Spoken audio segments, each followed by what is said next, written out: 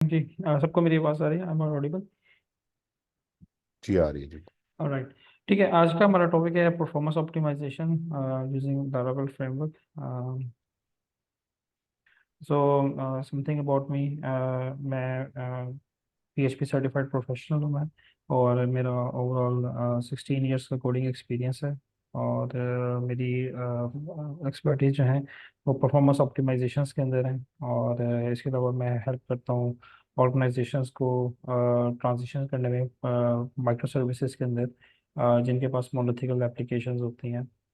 सो आज के जो टॉपिक्स हम कवर करेंगे उसमें हम ये देखेंगे कि सबसे पहले हमने लारावेल की परफॉर्मेंस को मेजर करने का तरीका क्या है। इसके अलावा अपनी मेमोरी साइज को हमने कैसे लो रखना है।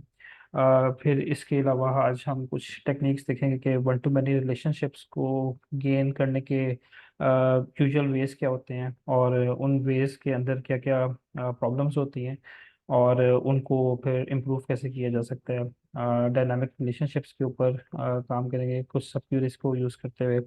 और फिर कुछ हमने कैलकुलेशंस करनी होती हैं सम की या काउंट की, तो उनको हम एग्रीगेट्स के फंक्शन यूज़ करते हैं, उनका भी हम देखेंगे कि उनको एफिशिएंट वे में कैसे यूज़ किया जा सकता है। एंड देन फिर हम इंडेक्सेस को यूज़ करेंगे क्यूरीज के अंदर। So these are the topics. So I am getting back. मैं अपनी कोड स्क्रीन आपके साथ शेयर कर देता हूँ मैं। आफ्टर सेशन जो है 45 मिनट्स में मैं इन टॉपिक्स को रैप अप करूंगा। फिर लास्ट 15 मिनट्स होंगे जिसमें कोई क्यूरीज क्वेश्चंस वगैरह होंगे तो वो हम इसको टेक ओवर कर लेंगे।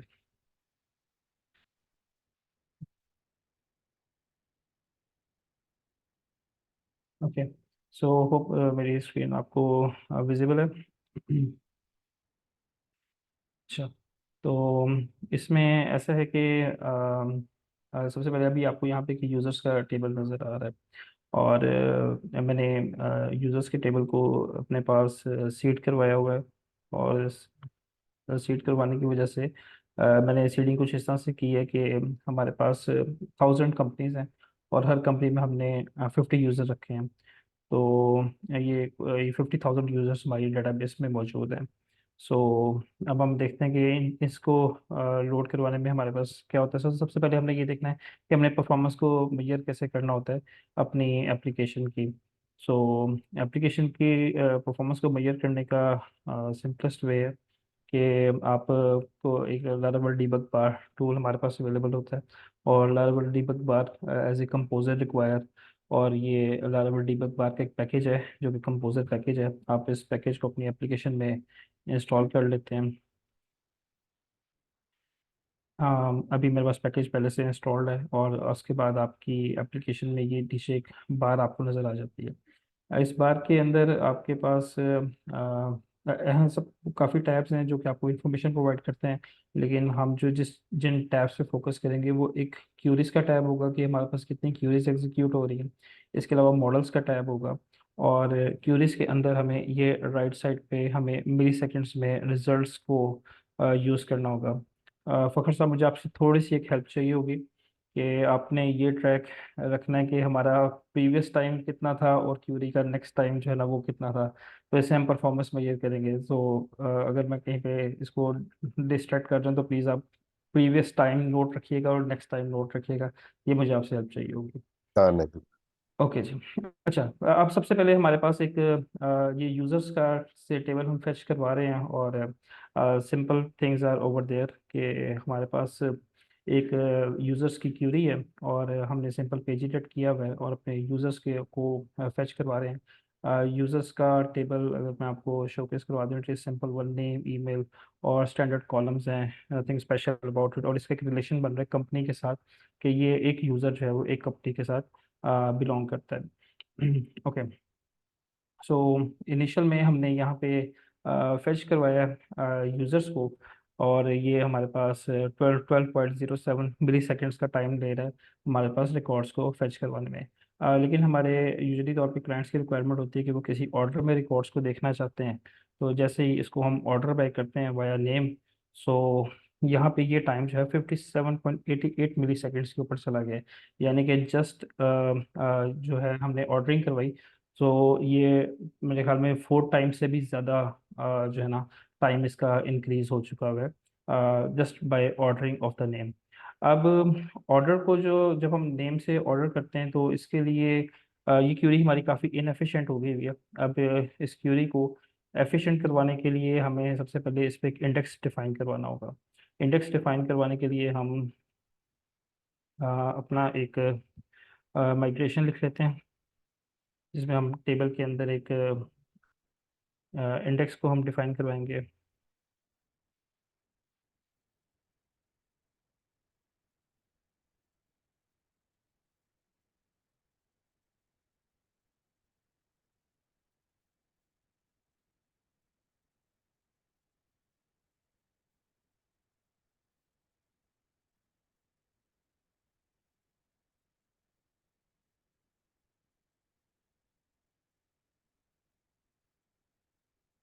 और डाउन के अंदर हम इसका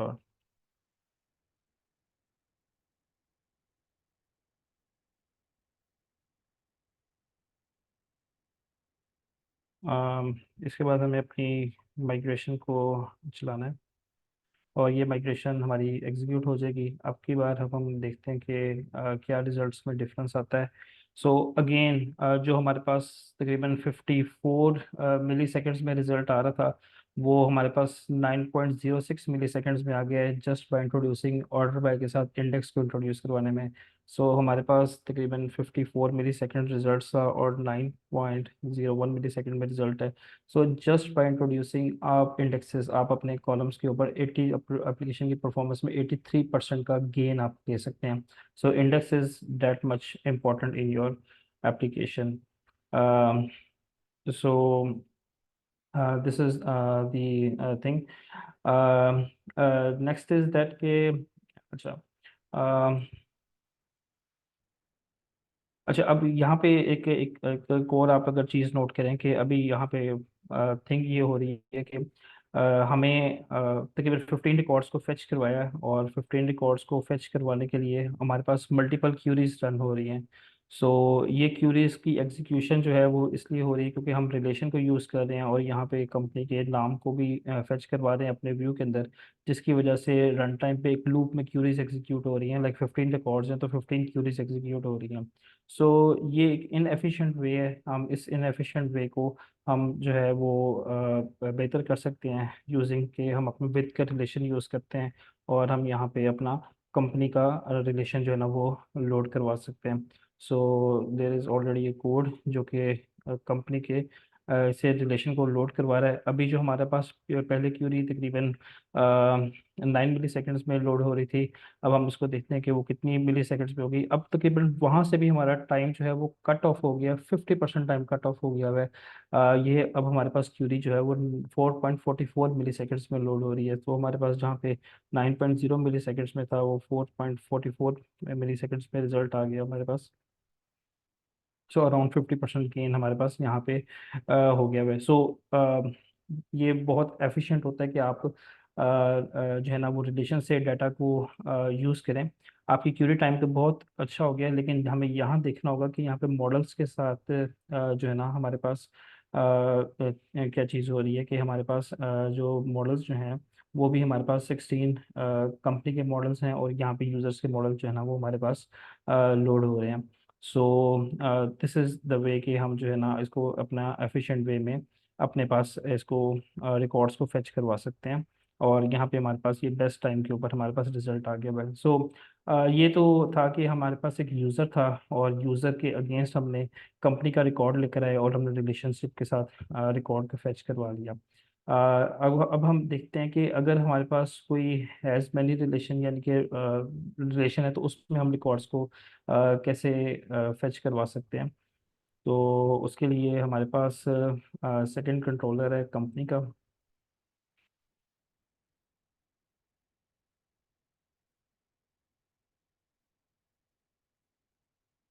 और यहाँ पे कंपनीज की यहाँ पे हमारे पास लिस्टिंग हो रही है और यहाँ पे ये है कि एक कंपनी का नाम है और एक कंपनी के अगेंस्ट, जैसे मैंने बताया कि हमारे पास 50 यूज़र्स हैं और हम ये चाहते हैं कि सिंपल एक यूज़र को हमने फेच करके लाना है जो कि मोस्ट रिसेंटली तौर पे हायर हुआ है। सो हम यही करेंगे कि रिकॉर्ड को फैच करवाएंगे, यानी कि यहाँ पे हमने सिंपली तौर पे कंपनी के यूज़र्स को गेट किया हुआ है, उनको ऑर्डर बाय नेम किया हुआ है, और कंपनीज डॉट ब्लेड में जाके हमने यहाँ पे एक रिलेशन है हमारे पास यूज़र्स का, उसमें हमने सॉर्ट बाय डिसेंडिंग लगा के उसके क्रिएटेड ऐड की डेट से फर्स्ट रिकॉर्ड को फैच करवाया, और उसका नाम और उसकी क्रिएशन क्रिएटेड ऐड की डेट हमने फैच यहाँ पे गेट करवा लिया। अच्छा, अब इसमें हमारे पास जो है ना क्यूरीज को एनालिसिस करते हैं तो 24.14 मिली सेकेंड्स में क्यूरी एग्जीक्यूट हो रही है। And the thing is that कि अगेन हमारे पास जो है वो n+1 टाइम जो है ना वो क्यूरी एग्जीक्यूट हो रही है। और लेकिन दूसरे एंड के ऊपर देखें तो यहाँ पे हमारे पास मॉडल भी इनएफिशिएंट वे में एग्जीक्यूट हो रहा है। यहाँ पे 751 यूजर्स रिकॉर्ड हुए हैं, और उसमें से हम एक एक रिकॉर्ड को फेच करवा रहे हैं, यानी कि जितने भी कंपनी के रिकॉर्ड्स हैं वो सारे रिकॉर्ड्स को मेमोरी में लोड करता है, और फिर यहाँ पे शो करता है। और यहाँ पे आप मेमोरी का साइज भी देखें कितना इंक्रीज कर रहा है।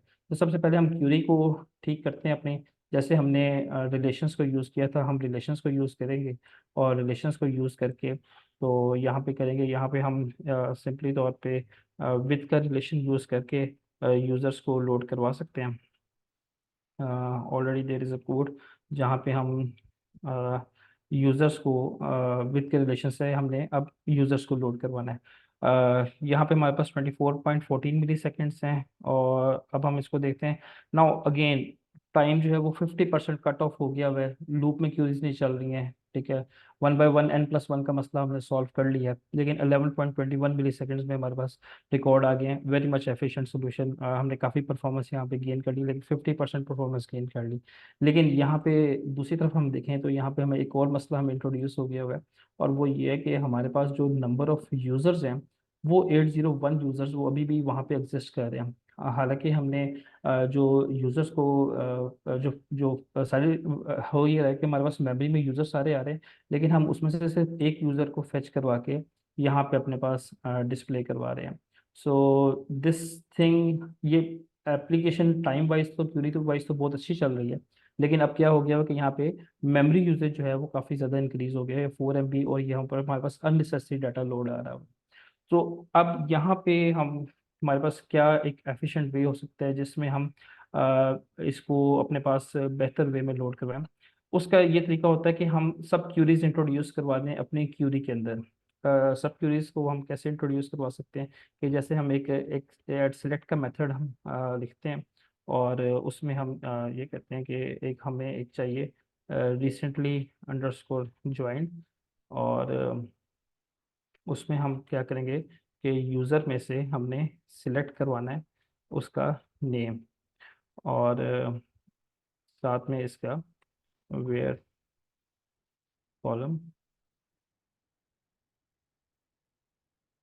हमारी यूज़र नेम के अंदर कंपनी अंडरस्कोर आईडी मौजूद होगा, और आपका जिसके साथ ज्वाइन लगना है टेबल वो है कंपनीज का टेबल है, उसके साथ आपकी आईडी का ज्वाइन लगेगा, ठीक है। और अब नेक्स्ट हमें इसमें से करना है कि हमें सिर्फ लेटेस्ट रिकॉर्ड को फेच करवाना है, क्योंकि आप को याद हो कि हम वहाँ पे ऑर्डर बाय कर रहे थे डिसेंडिंग ऑर्डर में क्रिएटेड से, तो यहाँ पे भी हमें लेटेस्ट रिकॉर्ड फेच करवाना है, और सिर्फ हमें एक रिकॉर्ड को फेच करवाना है अपने क्यूरी सेट में से। सो दिस वे हम एक सब क्यूरी यहाँ पे इंट्रोड्यूस करवा देंगे अपनी क्यूरी के साथ, और जो है अपने रिकॉर्ड को फेच करवाएंगे यहाँ पे।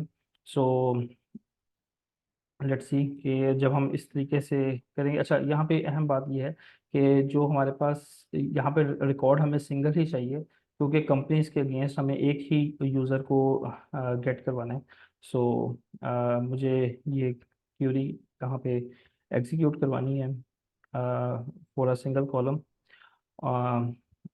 यहाँ पे मेरे पास रिसेंटली ज्वाइन जो है ये एक मेरे पास एक कॉलम बन जाएगा, और जो है ना मुझे उसको अपने पास यहाँ पे यूज़ करना है, तो सिंपली तौर पे अब की बार मेरा ये कोड वर्कआउट नहीं करेगा, बल्कि मुझे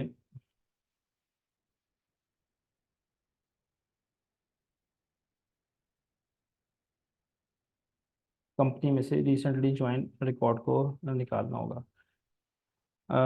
रनिंग दिस क्यूरी, ओके। अब हमारे पास जो है क्यूरीज भी हमारे पास एफिशिएंट है, तकरीबन 7.98 मिली सेकेंड, स्लाइटली टाइम इंक्रीज हो गया वह यहाँ पे। लेकिन अगेन अब की बार हमारे पास मॉडल्स की जो लोडिंग है वो बहुत एफिशिएंट हो गई है, क्योंकि अब की बार कोई एडिशनल यूजर्स लोड नहीं हो रहे हैं, कोई एडिशनल नहीं हो रहा, और हमने ये सारा काम जो है वो ऑफलोड कर दिया हुआ है टूवर्ड्स के अपनी एसक्यूएल क्यूरी को। अगर हम यहाँ पे आके तो इसको थोड़ा सा विजुलाइज करने की कोशिश करते हैं कि ये क्या काम कर रहा है। तो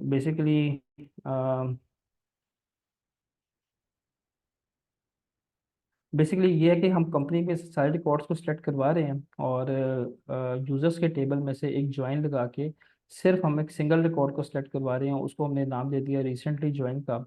और यहाँ से हमने इसको कंपनी से सिलेक्ट करवाया और अपना रिकॉर्ड्स को फेच करवाया।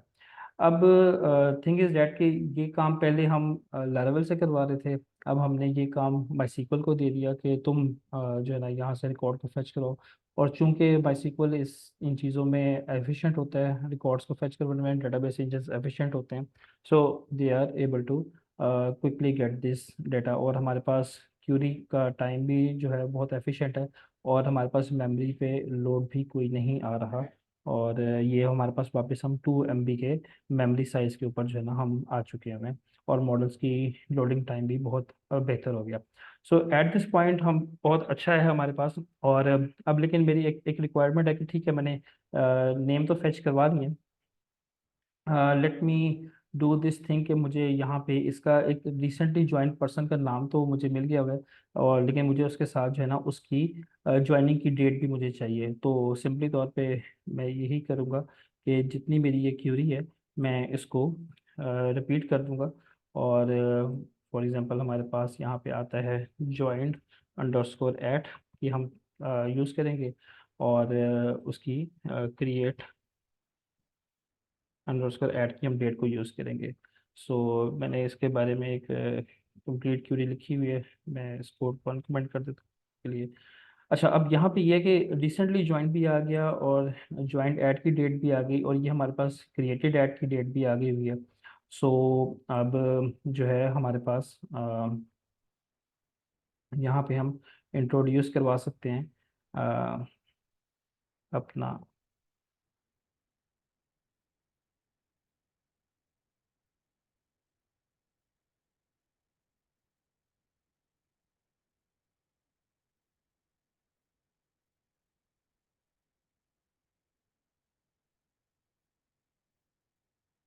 इन दो को कॉलम को यूज़ करते हुए अब मैं ना सिर्फ उसका नाम लेकर आ रहा हूँ, बल्कि मैं उसकी डेट ऑफ ज्वाइनिंग भी लेकर आ सकता हूँ। सो यहाँ पे मेरे पास डेट ऑफ ज्वाइनिंग भी आ गई हुई है, लेकिन ये डेट जो है वो ह्यूमनली रीडेबल फॉर्मेट में नहीं है। थोड़ा सा मुझे कोड को रीफैक्टर करना चाहिए, और मुझे जो है ना यहाँ पे इसको ह्यूमन रीडेबल फॉर्मेट में मुझे लेकर आना होगा। सो लारावेल का फंक्शन होता है डिफ फॉर ह्यूमंस का, और अगर मैं इसको एग्जीक्यूट करने की कोशिश करूँगा, सो ये मुझे एक एरर दे देगा, क्योंकि मैं ये फंक्शन जो है ये मैं एक स्ट्रिंग के ऊपर रन करने की कोशिश कर रहा हूँ, जबकि ये मुझे डेट के ऊपर होना है। तो यहाँ पे हमारे पास एक लारावेल हमें एक मेथड प्रोवाइड करता है, जो कि हमारे पास मेथड है विथ कास्ट का। विथ कास्ट में आप रन टाइम पे जो आपके कॉलम्स होते हैं उनको आप डेट एंड टाइम के साथ आप उनको कास्ट कर सकते हैं। यहाँ पे मैंने ज्वाइंट ऐड के कॉलम को डेट एंड टाइम के साथ कास्ट किया, और नाउ अब मैं इसको व्यू को पास कर रहा हूँ।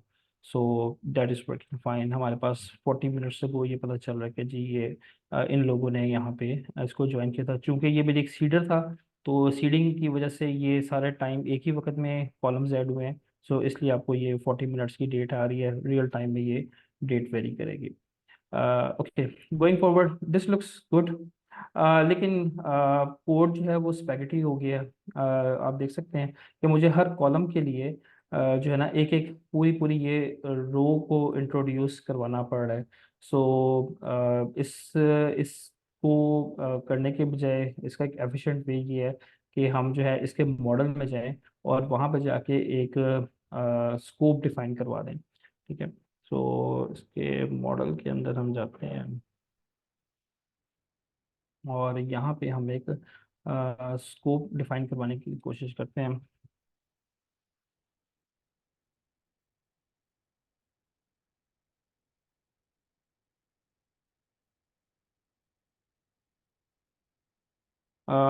हायरिंग, अगर हमने नेम को गेट करना है तो हम रिसेंट हायरिंग नेम के नाम से एक फंक्शन डिफाइन करवा सकते हैं। और उसके अंदर जाके हमने अपना ये जितने भी क्यूरी स्टेटमेंट होगी इसको हमें यहाँ पे ऐड अप करना होगा। और ये स्कोप चूंकि हमारे पास क्यूरी को रिसीव करता है, तो यहाँ पे हमारे पास क्यूरी को ऐड कर दिया जाएगा। और ये हमारे लिए वर्कआउट करेगा। इसका मेरे पास रेडीमेड फंक्शन अवेलेबल है। Scope with recent hiring name, और में भी हमने यही काम कर लिया हुआ है कि हमने जो रिसेंटली ज्वाइन नेम है, और इस सेम इसी सेंस में कि हमने हायर्ड ऐड का जो ज्वाइंट ऐड की डेट है उसके लिए भी हमने विद कास्ट के साथ इसको हमने अपने पास यूज़ कर लिया हुआ है। अब हमारे पास जो कोड जो हम इनलाइन फंक्शन यूज़ कर रहे थे, हम उसको अवॉइड करके हम जा सकते हैं कि जी इसकी बजाय एक नाइस वे में हमारे पास फंक्शंस की कॉल आ जाएंगे विद के स्कोप के साथ। और ये हमारे पास वही हमारे पास काम परफॉर्म करेगा। सेम थिंग हमारे पास चल रही है।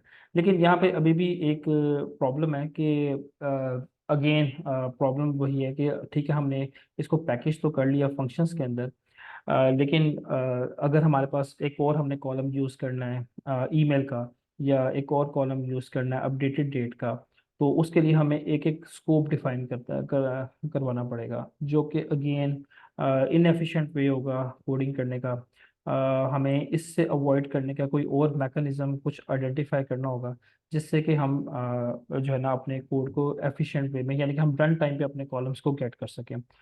तो इसमें हमारे पास ये है कि यहाँ पे हम एक यूज़ करेंगे डायनामिक स्कोपिंग को। डायनामिक स्कोपिंग के अंदर कॉन्सेप्ट ये होगा कि हम एक अपना रिलेशन डिफाइन करवाएंगे अपने कंपनी के अंदर, ठीक है ना। और हम उसको हायरिंग का नाम दे देंगे। और यहाँ पे हम ये करना चाहेंगे कि यहाँ पे हम एक रिलेशन बनाएंगे बिलोंग्स टू का, ठीक है। और ये हमारे पास रिलेशन होगा towards the user underscore class के ऊपर।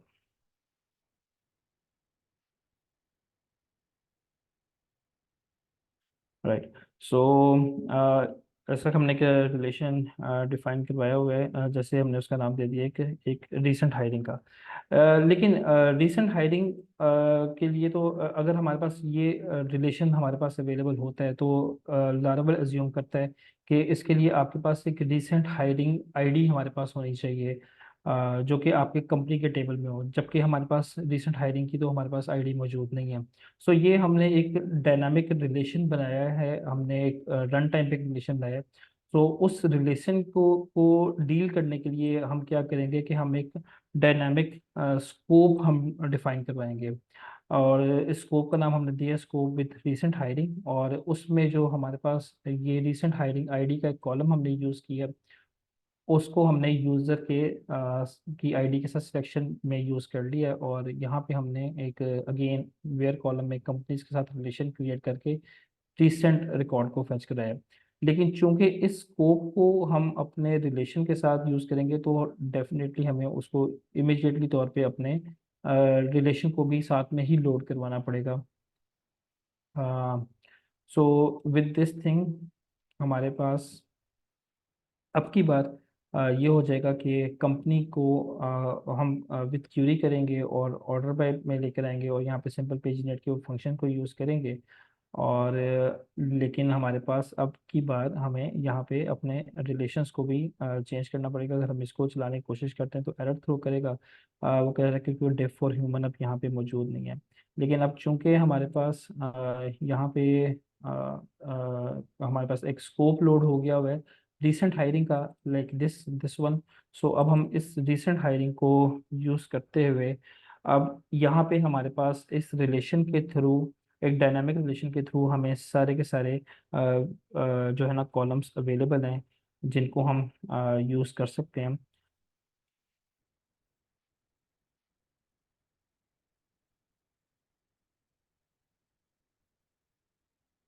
and let me try to see if it works. Yes, it is working fine.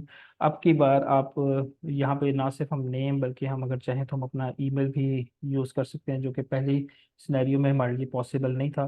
तो इस डायनामिक स्कोपिंग को हम यूज़ करके हमारे पास ये चीज़ हमारे पास ये इजीली अचीवेबल हो गई हुई है। सो दिस वे हमने अपनी क्यूरी को एफिशिएंट वे में यूटिलाइज कर लिया। लेट्स सी कि हमारे पास यहाँ पे रिजल्ट्स जो हैं वो अभी भी सेम आ रहे हैं।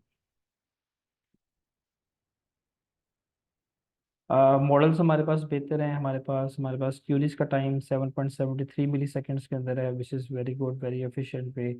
और हम इसको जो है ना वो यूज़ कर रहे हैं। क्यूरी के हवाले से देखेंगे तो अब की बार ये हो रहा है कि हमारे पास क्यूरी जो एग्जीक्यूट हो रही है वो हमारे पास सब क्यूरी है। और सब क्यूरी का जो है ना हमने एज आईडी के तौर पे यूज़ किया, और उस आईडी को यूज़ करते हुए हमने एक रिलेशन डिफाइन करवा के उस एफिशिएंटली तौर पे उस रिलेशन के आगे से हमने किया। हालांकि ये कॉलम एग्जिस्ट नहीं करता।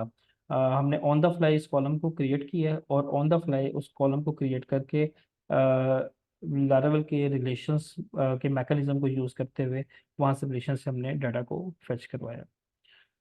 So this was about the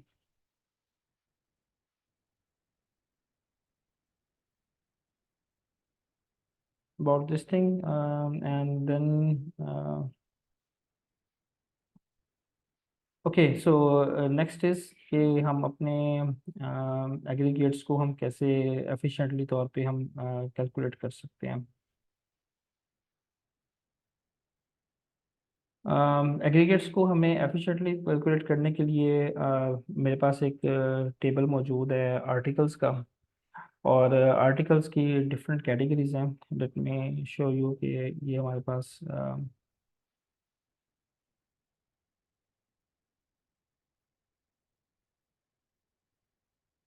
okay so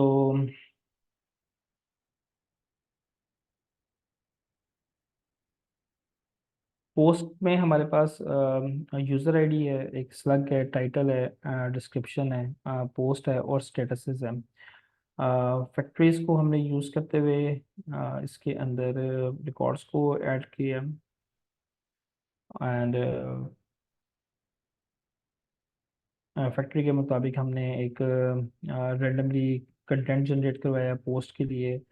और इसके अंदर स्टेटसेस के अंदर हमारे पास ड्राफ्ट, पब्लिश्ड और पेंडिंग है।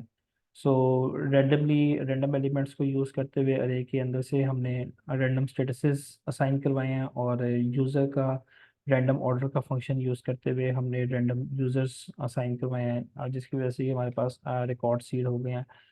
और हमारे पास अराउंड हमने 50 रिकॉर्ड्स को सीड किया है अपने पास डेटाबेस के अंदर, ताकि हम इनको फेच कर सकें। सो हेयर जब हम पोस्ट के टेबल में जाते हैं तो अभी हमारे पास ये सारी की सारी पोस्ट नज़र आ रही हैं, पेजिनेटेड पोस्ट हैं, कुछ पेंडिंग रिकॉर्ड्स हैं, कुछ ड्राफ्ट हैं। तो अब हम चाहते हैं कि इसके अंदर से इनके स्टेटस के मुताबिक जो है ना वो काउंट को फेच किया जाए। Okay so let me close these files.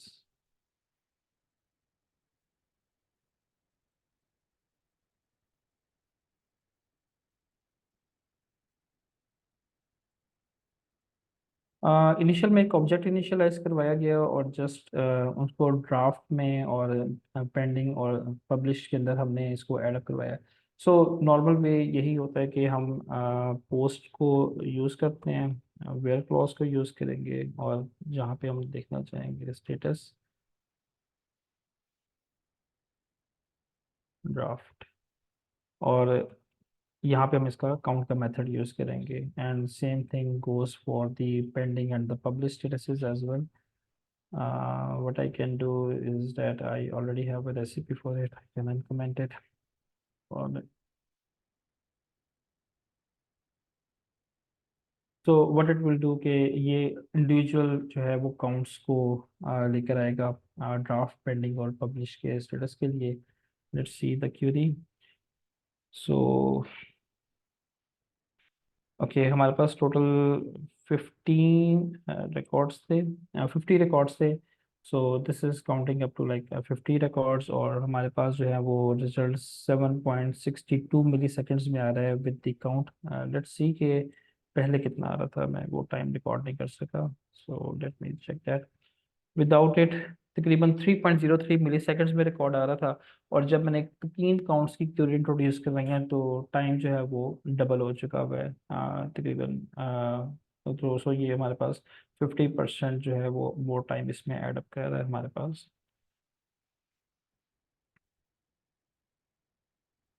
Okay, so 6.29 milli seconds में अब हमारे पास रिजल्ट आ रहा है, जो कि अगेन स्लाइटली इनएफिशिएंट है। 3 क्यूरीज एग्जीक्यूट हो रही हैं। मेरी कोशिश ये होगी कि जैसे कि हमारे पास पहले से टेक्निक हमने देखी है कि हम एक सब क्यूरी को इस्तेमाल कर लेते हैं, तो उस टेक्निक को यूज़ करते हुए ही हम एक काउंट्स की क्यूरीज को एक ही जगह पे हम यूज़ करें। इसके लिए जो एसक्यूएल के अंदर मेथड यूज़ होता है वो ये आपका है कि आप अगर आप किसी कॉलम से काउंट करना चाहते हैं तो आप काउंट का मेथड लगा के आप अपनी केस स्टेटमेंट लगाते हैं, when status is equals to draft then 1 and from posts. अगर मैं इसको क्यूरी को रन करता हूँ तो ये मेरे पास 16 रिकॉर्ड्स जो हैं वो फेच हो रहे हैं, और पहले भी जो मेरे पास आ रहे थे ड्राफ्ट के लिए वो 16 रिकॉर्ड्स फेच हो रहे थे। सिमिलरली हम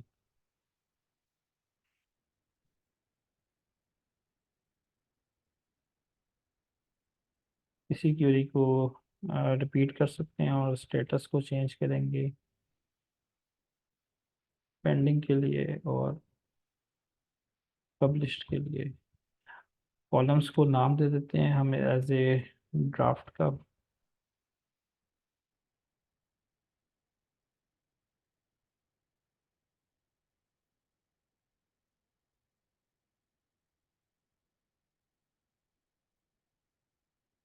ओके, अब इसको एग्जीक्यूट किया जाता है। There is something miss comma.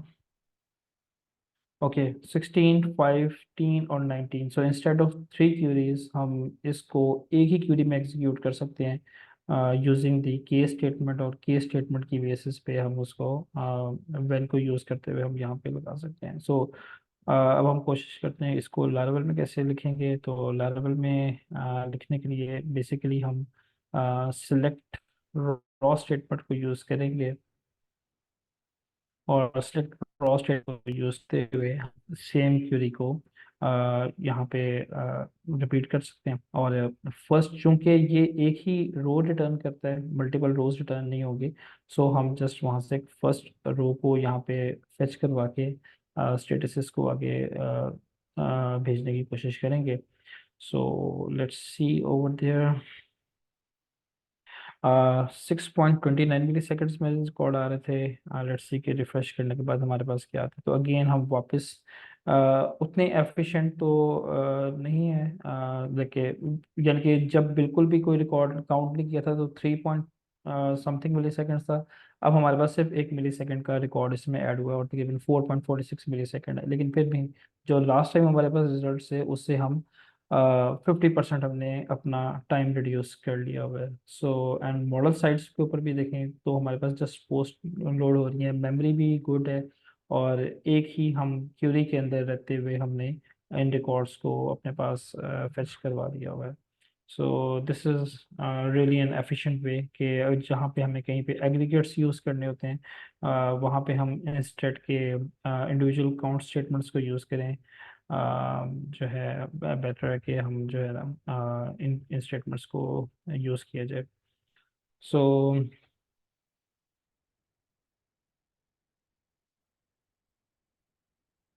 I think these are all the things from my side at the moment.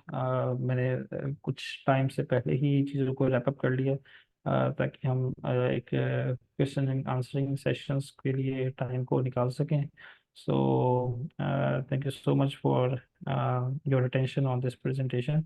आप के जो कुछ क्वेश्चन होंगे तो उसको मैं टेक कवर कर सकता हूँ। शायद कुछ चैट में, let me see if it's relevant. Okay, thank you sir, आपने बिल्कुल राइट टाइम प्रैक्टिस को मेजर किया हुआ है।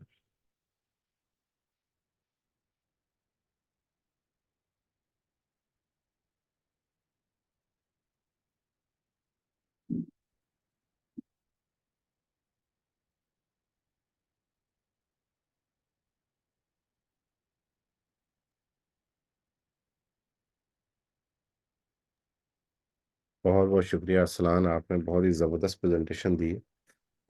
मैंने पार्टिसिपेंट्स को अलाउ कर दिया कि वो अपना माइक अनम्यूट करके क्वेश्चन कर सकते हैं। राइट। और मेरे ख्याल में जो है ना अपने मुझे तो ये ऐसा लग रहा है कि मैं तो सारा लार्वल भूल चुका हूँ। ऐसी ऐसी चीज़ें जो है ना हर सेशन के अंदर नई से नई चीज़ें पता चलती हैं कि डेली रूटीन के अंदर बेसिकली हम ना अपना रूटीन का कोड यूज कर रहे होते हैं। तो जैसे राइट। कि हम जो है ना अपना चीज़ों को मतलब इस तरह से डिस्कस करते हैं, तो हमें पता चलता है कि काम करने के तो बहुत ही शानदार तरीके हैं, तो हम उनको क्यों अपनी डेली लाइफ का पार्ट नहीं बना रहे और अपनी जो है ना डेली रूटीन उसको हमने डिफिकल्ट बनाया हुआ है। तो आई बिलीव कि जो है ना ये सेशन जो है बहुत ज़बरदस्त जो है ना लोगों को फ़ायदा देगा। तो अगर किसी का क्वेश्चन है तो अपना माइक अनम्यूट करके आप पूछ सकते हैं, अदरवाइज हम फिर से। अस्सलामुअलैकुम। फ़खर भाई, कुछ क्वेश्चंस मैंने देखे हैं, ये इधर चैट के अंदर आ रहे हैं। जी जी, श्योर श्योर। जी, एक क्वेश्चन है कि could you describe a way to tackle with paginate to avoid two queries for count.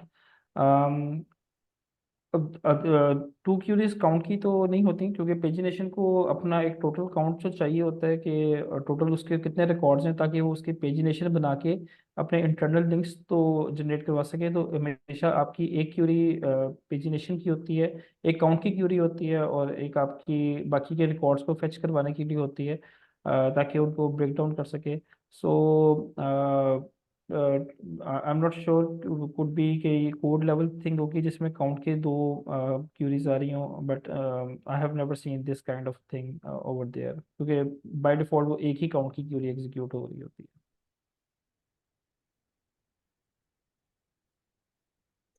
अच्छा अरसलान, अगर हमने दो टेबल्स को उन दो टेबल्स का डेटा एट ए टाइम इकट्ठा हमें चाहिए हो किसी पेज के ऊपर, तो वो हम एक ही क्यूरी के थ्रू गेट कर सकते हैं या उनको अलग अलग ही हमें गेट करना पड़ता है? देखिए, अगर दो टेबल्स का डाटा अगर हमारे पास वन टू वन रिलेशन के अंदर है या वन टू मैनी रिलेशन में है, तो अब डिपेंडिंग अपॉन के वन टू मैनी रिलेशन में अगर आपको अक्सर एक रिकॉर्ड चाहिए होता है, जो कि टॉप रिकॉर्ड होता है वन टू मैनी रिलेशन के अंदर, तो अगर तो वन टू वन रिलेशन है तब तो आप सिंगल क्यूरी में लेकर आ सकते हैं। लेकिन अगर आपके पास वन टू मैनी रिलेशन के अंदर होता है, तो इंस्टेड ऑफ यूजिंग ज्वाइन, वहाँ पे भी एक सब क्यूरी को इस्तेमाल करके आप एक सिंगल रिकॉर्ड को फेच करवा सकते हैं। लेकिन अगर आपने दोनों टेबल्स का डाटा को एक साथ ही दिखाना है, जैसे कि कोई आपका पोस्ट है और उसके मल्टीपल आपके ऑथर्स हैं, तो उसके लिए फिर आपके जॉइंस के रिलेशंस ही चलेंगे, जो कि आपके नॉर्मल वे में होते हैं। ऑलराइट। अस्सलाम वालेकुम। अस्सलाम वालेकुम। वेलकम। अच्छा, सर मेरा क्वेश्चन है कि लेट्स सपोज हमारे पास एक लार्ज डाटा सेट है और उसके अंदर जो है ना हम मल्टीपल जो है ना फिल्टर्स लगा रहे हैं, ठीक है। तो अब मल्टीपल कॉलम्स के ऊपर जैसे आपने एक कॉलम के ऊपर इंडेक्स जो है ना वो अप्लाई किया था, तो हमारे रिकॉर्ड जो है ना वो एफिशिएंट फैच होना शुरू हो गए थे।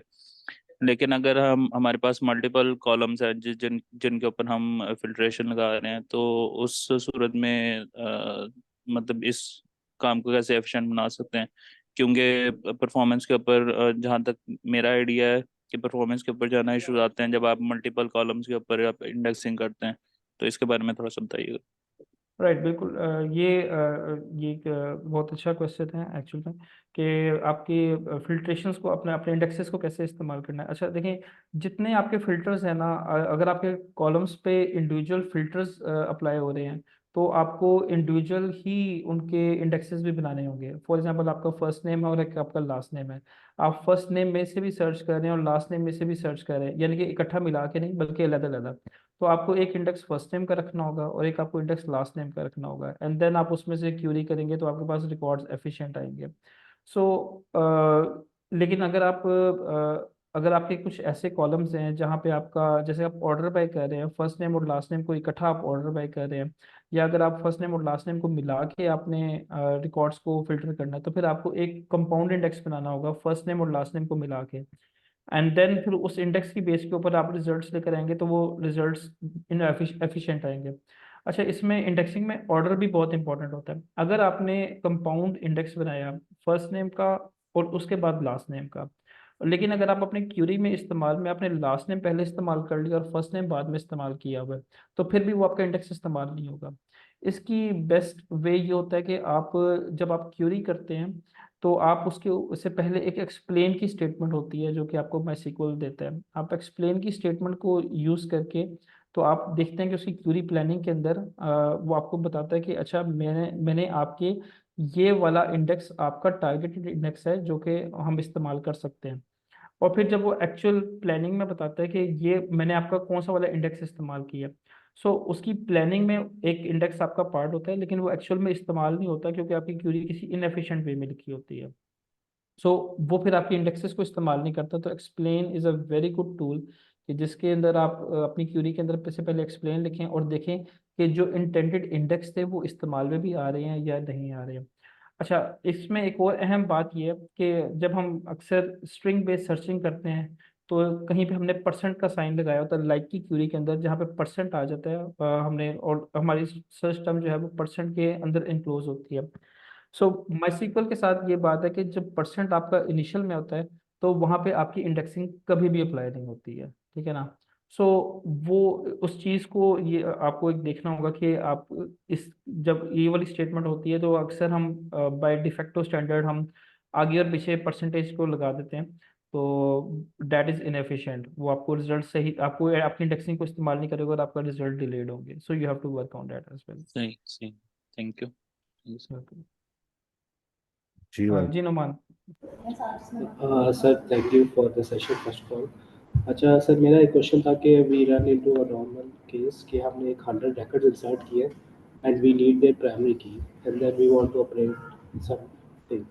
अब प्रॉब्लम ये होती है कि हमें वो 100 रैकेट्स दोबारा डीबी से फैच करने पड़ते हैं और वो फिर n+1 क्वेरी हो जाती है और उसका कोई वे नहीं है अवॉइड करने का, क्योंकि हम इंसर्ट कर रहे हैं, हम लाइक फैच नहीं कर रहे। तो अभी हमारे दे आर न्यू रिकॉर्ड्स, तो हम उसमें लेज़ी लोडिंग और ईगल लोडिंग कुछ भी नहीं कर सकते। मतलब उसका क्या इशू होता है? ये मेनली तब होता है जब हमें बल्क इंपोर्ट करना होता है तो data CSV importing and that kind of stuff. तो इसके थोड़े कोई टिप्स बता दें। राइट। अच्छा, इंसर्ट करने के तरीके होते हैं कि माइस्क्ल भी आपको जो डेटाबेस है ये आपको इंसर्ट करने का एक एफिशिएंट वे बताता है, जिसमें होता ही है कि आप इन दो तरीके होते हैं कि आप इंसर्ट इनटू की स्टेटमेंट अपनी हर एक एलिमेंट के साथ आप लिखें।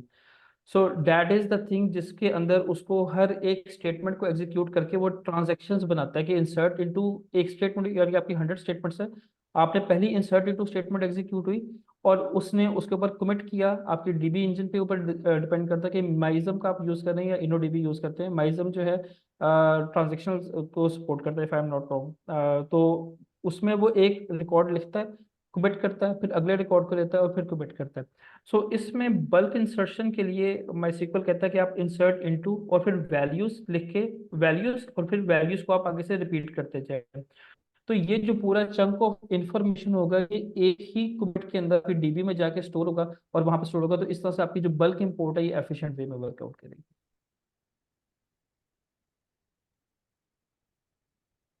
हाँ जी, इमरान आप पूछिए सवाल।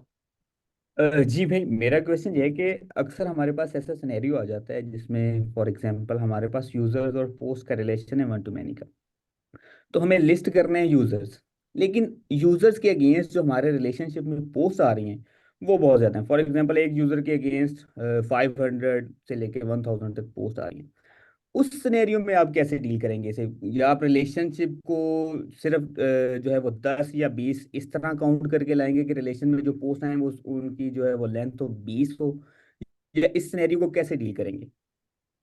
जी देखें, अच्छा इसमें अहम बात ये होती है कि अक्सर जो आपने एग्जांपल दी है पोस्ट की, सो वहाँ पे अक्सर जो पोस्ट का या आर्टिकल्स का सेक्शन होता है पर्टिकुलरली तौर पे इसको देखना ज़रूरी होता है क्योंकि आपका जो पोस्ट है इसका कंटेंट ज़्यादा होता है, और हम नॉर्मल वे में जब हम रिलेशन के ऊपर रिकॉर्ड को फेच करवाते हैं तो हम अपने पर्टिकुलर कॉलम्स को सिलेक्ट नहीं करवाते, और जब कॉलम्स भी हम सिलेक्शन नहीं देते तो लैरावेल बाय डिफेक्टो स्टैंडर्ड्स स्टैटिक का यूज़ कर लेते हैं। अब ये जो स्टैटिक के ऊपर आपके जो रिकॉर्ड्स आ रहे होते हैं ना, ये आपके पास वो मेमोरी लोड एक तो आपके पास बहुत ज़्यादा बढ़ा रहे होते हैं और आपकी क्यूरी को भी इनएफिशिएंट कर रहे होते हैं। सो पहले तो आपने सबसे पहले बेस लेवल के ऊपर ये करना है कि आपने जितने रिकॉर्ड्स आपको नेसेसरी होते हैं आपने उतने रिकॉर्ड्स को नेसेसरी रिकॉर्ड्स को लेकर आते हैं, क्योंकि अक्सर हम मेमोरी यूजेज को ओवरलुक कर जाते होते हैं, लेकिन that is an important thing. अच्छा, और दूसरी जानिब आपने जब अपने रिकॉर्ड्स को फेच करवाने हैं, आपके 100 या 500 रिकॉर्ड्स हैं, तो डेफिनेटली आपकी बिजनेस लॉजिक पे डिपेंड कर रहा होता है, लेकिन आप हमेशा सारे रिकॉर्ड्स को फेच नहीं करवाते, आप पेजिनेटेड रिकॉर्ड्स को फेच करवाते हैं।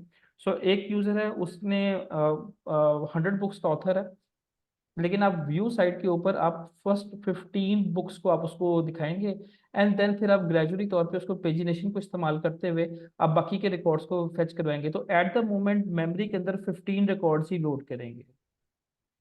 लेकिन भाई क्या हम पेजिनेशन उसके रिलेशन के साथ लगा सकते हैं? फॉर एग्जाम्पल 500 में एट ए टाइम नहीं लोड करना चाह रहा, ठीक है, तो उससे कैसे डील करेंगे? क्योंकि उसकी वजह से क्यूरी स्लो हो रही है रिलेशनशिप की वजह से। Yes yes, I think so कि ये डूएबल है। At the top of my head मुझे इसके ऊपर कोई डिफिकल्टी नज़र नहीं आती, या आई कांट रिमेंबर कि लास्ट टाइम मैंने इसको कब किया हो, लेकिन रिलेशनशिप के ऊपर पेजिनेशन को अप्लाई किया जा सकता है, if I am not wrong about it. I have not tested it, but I can also check, you can also check, इसको किया जा सकता जी श्योर, शुक्रिया। अच्छा, मैं अरसलान के क्वेश्चन के बारे में बताना चाहूंगा कि आप हमारे पास जो है ना, अप टू लारावेल 10 हमारे पास लिमिटेशंस हैं कि हम रिलेशनशिप्स को कहाँ तक हम लिमिट कर सकते हैं, लेकिन लारावेल 10 ओ सॉरी 11 के अंदर ये चीज़ बाकायदा इम्प्लीमेंट हो चुकी है। और इंशाल्लाह जब 11 जो है वो लिस्ट रिलीज में आएगा तो आप उसको एक्सप्लोर कर सकते हैं। है। Sure, thank you sir.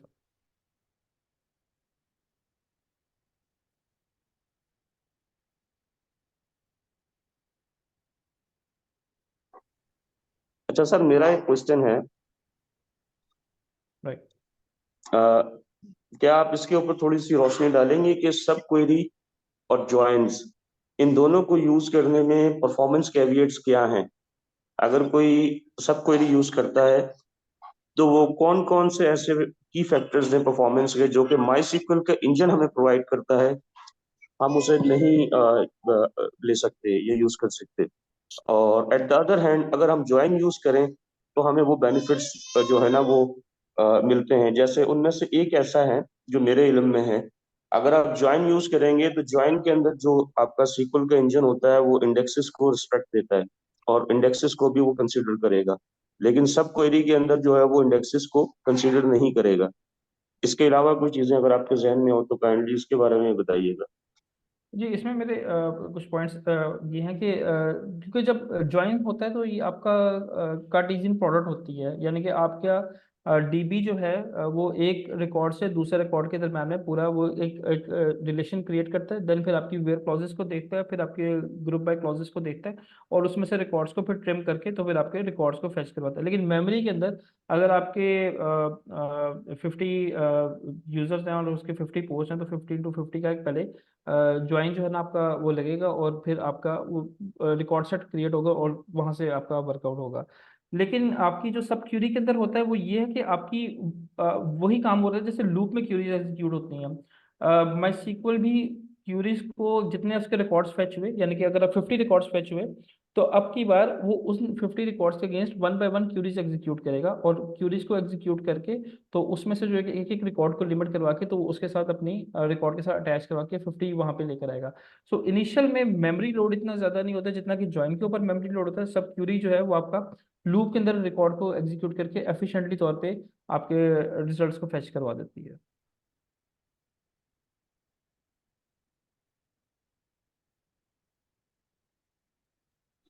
Thank you so much. अच्छा, आप एक क्वेश्चन है अब्दुल समी का कि वो कह रहे हैं कि इंडेक्स जो हैं वो नॉट इक्वल टू की कंडीशन पे एग्जीक्यूट नहीं होते, तो उसको ऑप्टिमाइजेशन करने के लिए क्या किया जा सकता है? आई am not very much sure कि ये क्यों नहीं एग्जीक्यूट होते। At the top of the head my head, I am sorry, मुझे इसके बारे में इल्म नहीं है, मैंने इसको कभी पहले चेक नहीं किया हुआ। अगर कोई टीम में से कोई कोई हमारी कम्युनिटी में से कोई इसके बारे में कोई आंसर करना चाहे तो आई वुड लव कि वो कोई आंसर शेयर कर सके इसके बारे में, वो अपनी इंसाइट शेयर कर सकें।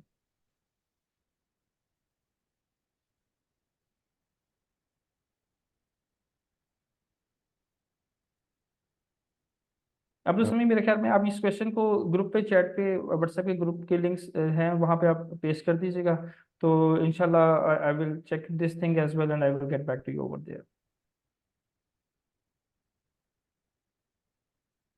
हाँ जी, बिल्कुल ठीक है मेरा।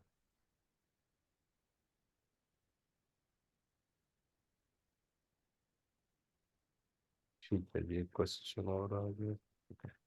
ऑलराइट, ठीक है जी, मैं सेशन क्लोज कर दें अब। Sure, alright, sure, thank you so much, thank you Fakhar साहब, आपका ये प्लेटफॉर्म प्रोवाइड करने का, आपने सबको यहाँ पे लेकर आए, और इतना अच्छा आपने बड़ी एफर्ट के साथ आप ये प्लेटफॉर्म प्रोवाइड कर रहे हैं। So I really appreciate you on this thing and I am really thankful for all the participants who have taken time, और मैं आप सबका बहुत शुक्रगुजार हूँ। Thank you so much sir. आपका बहुत बहुत शुक्रिया अरसलान, आपने हमें बहुत ज़बरदस्त इंसाइट्स दी हैं। Thank you so much for your time. Thank you. Thank you.